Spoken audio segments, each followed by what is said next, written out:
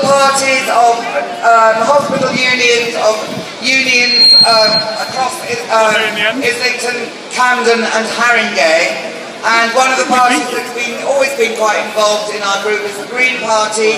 The next speaker is Natalie Bennett, who's the leader of the Green Party.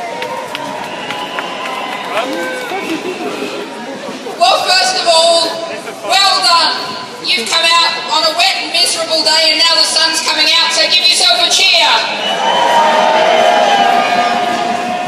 Because what you're doing is you're sending a very clear message. A message to David Cameron, a message to Jeremy Hunt. We want to keep the Whittington. And we want a publicly owned and publicly run NHS. I live in Camden. We saw what happens with privatisation. Does anyone out there remember the Camden hospital that is in the name of Dick Whittington?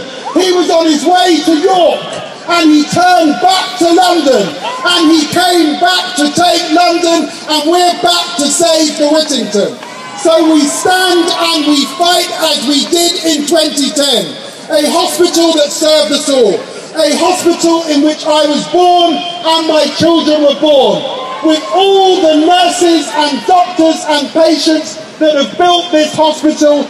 A hospital with some of the best maternity services in London that has defended women. We stand to save the Whittington.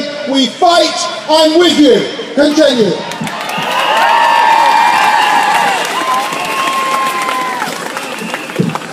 I expect you'll have noticed.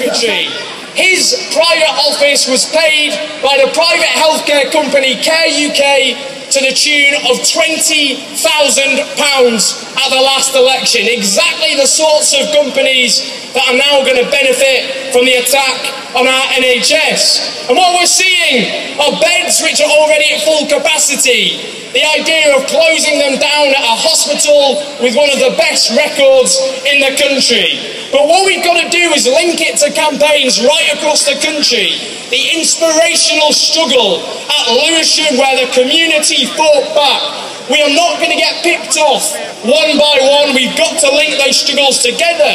Because this government said they protect the NHS funding, and yet in real terms it faces the biggest squeeze since its foundation in 1947. We have an ageing population, we have cuts to local authority care budgets, putting ever more strain on our NHS, and we are seeing an attempt to strip the national out of the National Health Service. And I say this, dear friends, above all else, we've got to learn from Nye Bevan, who founded the NHS in 1947, and he said this: the NHS will last as long as there are folk left with the faith to fight for it. We have that faith, we have that fight, and we will win.